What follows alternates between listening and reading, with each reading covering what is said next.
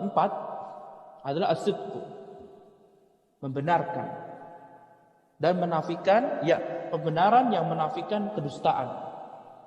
Seorang ketika sudah mengucapkan la ilaha illallah, maka dia harus membenarkan dengan hatinya, meluruskan. Tidak boleh seorang mengatakan la ilaha illallah tapi dalam hatinya dia ingin menghancurkan agama Islam. Tidak boleh. Harus ada kesamaan antara ucapan dengan hatinya. Harus adanya pembenaran. Lihatlah Allah Subhanahu wa taala berfirman dalam surat Al-Ankabut ayat 1 sampai ayat 3. Alif Lam Mim. Ahasiban nasu ayyutraku ayyaqulu amanna wa hum la yuftanun. Alif Lam Mim. Apakah orang-orang mengira bahwasanya mereka akan ditinggalkan begitu saja ketika mereka sudah mengatakan kami beriman? Wa hum la yuftanun, dan mereka tidak diuji oleh Allah Subhanahu wa taala. Wa laqad fatanna alladziina min qablihim, dan Allah Subhanahu wa taala telah menguji orang-orang sebelum mereka. Fala ya'lamanna Allahu alladziina shadaqu. Benar-benar Allah mengetahui orang-orang yang jujur. Wala ya'lamannal kadzibin, dan Allah mengetahui orang-orang yang dusta. Karena ada beberapa orang, bahkan orang-orang munafik di zaman Nabi Muhammad SAW, baik orang munafik yang masuk Islam murni kemudian menjadi munafik, atau munafik dari kalangan orang-orang Yahudi. Karena orang munafik itu bertingkat-tingkat. Mereka mengucapkan la ilaha illallah. Mereka mengucapkan bahwasanya Nabi Muhammad adalah nabi utusan Allah Subhanahu wa taala. Tetapi hati mereka mengingkarinya, mendustakannya. Sehingga ucapan la ilaha illallah tersebut tidak akan pernah sama sekali bisa menjadi tidak sah ucapan la ilaha illallah. Nah. Kemudian ikhwati fillah azanallahu wa yakum, ulama di sini mereka menyebutkan hadis yang diriwayatkan oleh Imam Bukhari. Rasulullah SAW bersabda, "Ma min ahadin yashhadu an la ilaha illallah wa anna Muhammadan 'abduhu wa rasuluhu sidqan min qalbihi illa harramahu Allahu 'alan nar." Tidak ada seorang pun yang bersaksi mengucapkan dengan lisannya la ilaha illallah, tidak ada sembahan yang berhak diibadahi kepada Allah, wa anna Muhammadan 'abduhu wa rasuluhu, dan Nabi Muhammad adalah hamba Allah dan utusannya. Kata Rasulullah, sidqan min qalbi, benar-benar jujur dalam hatinya. Ya. Selaras dengan ucapannya selaras dengan hatinya. Illa harramahullahu 'alan nar, kecuali Allah Subhanahu wa taala mengharamkan orang tadi tidak masuk ke dalam neraka. Lihatlah betapa pentingnya. Sehingga larangan menjadi orang munafik. Mengucapkan la ilaha illallah tapi dalam hatinya dia mendustakannya. Kemudian ikhwati fillah azanallahu wa iyyakum, syarat yang kelima adalah al-mahabbah, mencintai. Mencintai kalimat ini. Tidak boleh membenci kalimat la ilaha illallah. Mencintai kalimat la ilaha, tidak ada sembahan yang berhak diibadahi illallah kecuali Allah. Dan mencintai konsekuensi dari kalimat ini. Ketika sudah mengucapkan la ilaha illallah, tidak ada sembahan yang berhak diibadahi kepada Allah selain Allah, harus meniadakan seluruh sesembahan, ya, baik yang hidup maupun yang mati. Dan menetapkan hanya Allah Subhanahu wa taala saja. Harus mencintai kalimat ini. Dan mencintai orang-orang yang mengucapkan kalimat la ilaha illallah, mencintai sesama kaum muslimin. Dan membenci apa-apa yang berkaitan tentang yang merusak kalimat la ilaha illallah. Membenci kesyirikan. Membenci orang-orang yang melakukan kesyirikan. Barulah orang tersebut baru dianggap sah ucapan la ilaha illallah.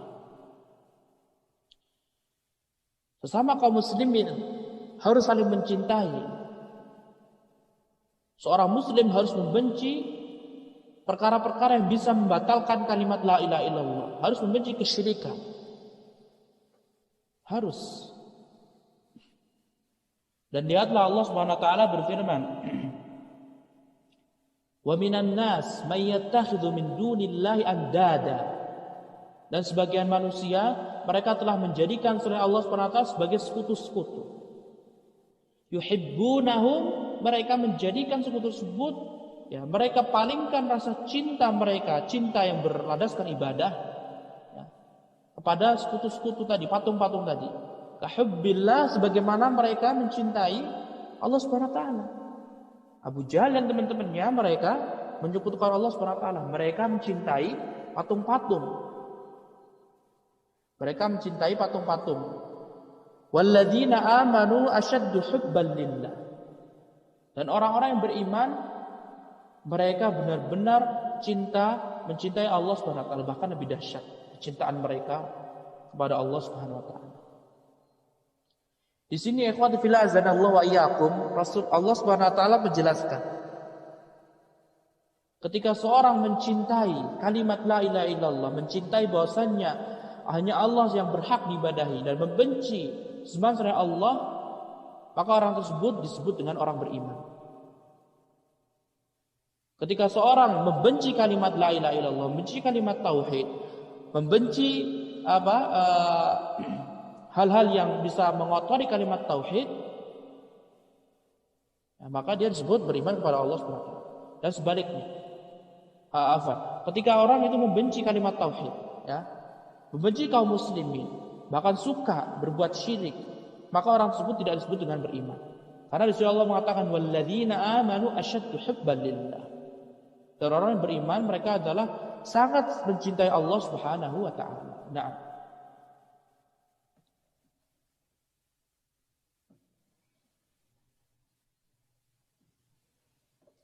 di sini ikhwati fillah azanallahu wa iyyakum tidak disebutkan hadis ya, kecintaan kepada Allah Subhanahu wa taala.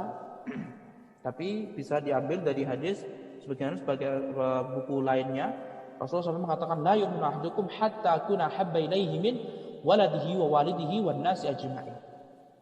Seorang tidak akan pernah beriman sampai dia menjadikan Nabi Muhammad SAW hal yang paling dia cintai, ya, beserta melebihi anaknya, melebihi orang tuanya, melebihi manusia seluruhnya. Jadi Nabi Muhammad SAW harus lebih dicintai. Allah Subhanahu wa taala harus dicintai daripada yang lainnya. Setelah Allah Subhanahu wa taala, Nabi Muhammad harus lebih dicintai daripada diri kita sendiri. Nabi Muhammad SAW harus lebih kita cintai daripada diri sendiri. Harus lebih kita cintai daripada kecintaan kita kepada istri kita, kecintaan kita kepada anak kita, kecintaan kita kepada orang tua kita, bahkan kecintaan kita kepada para sahabat, teman-teman kita. Ya, harus Rasulullah SAW dilebihkan kecintaannya. Nah, kemudian yang keenam ikhwati fillah azanallahu wa iyyakum adalah al-inqiyad. Al-inqiyad, ya, mengamalkan, ya, lawannya adalah meninggal.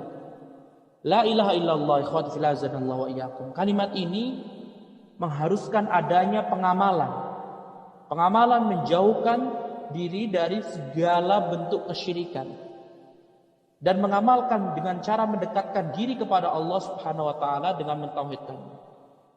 Lihatlah Allah Subhanahu wa taala berfirman, wa anibu ila rabbikum wa aslimu lah.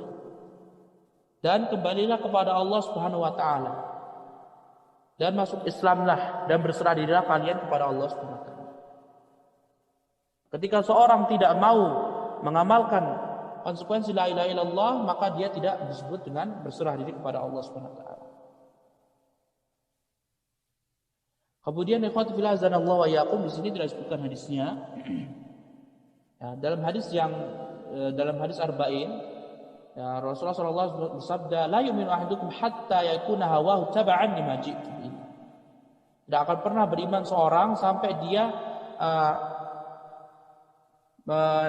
membawa hawa nafsunya kepada perintah Rasulullah SAW. Jadi harus mengamalkan semua perintah Rasulullah SAW, ajaran Rasulullah SAW. Nah, kemudian yang ketujuh, yang terakhir ikhwati fillah azanallahu wa iyyakum adalah al-qabul,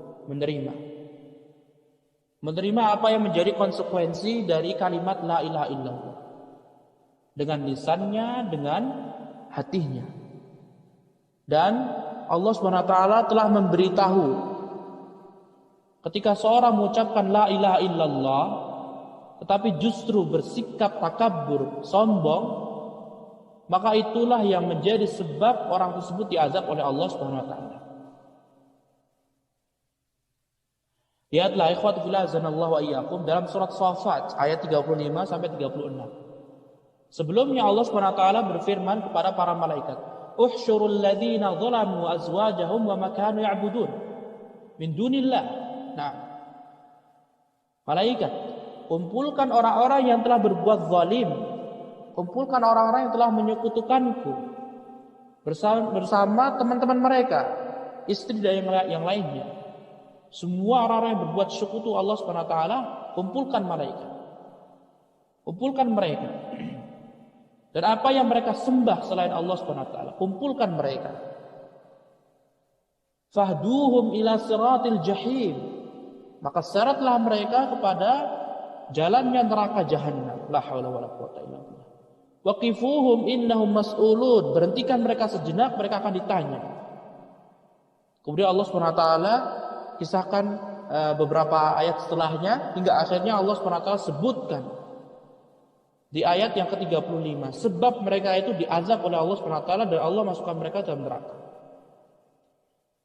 Allah SWT mengatakan, innahum kanu idza qila lahum la ilaha illallah yastakbirun.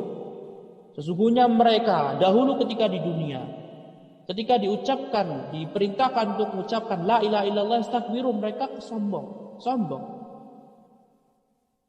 Wa yaquluna inna latariku alihatina li syairin majnun.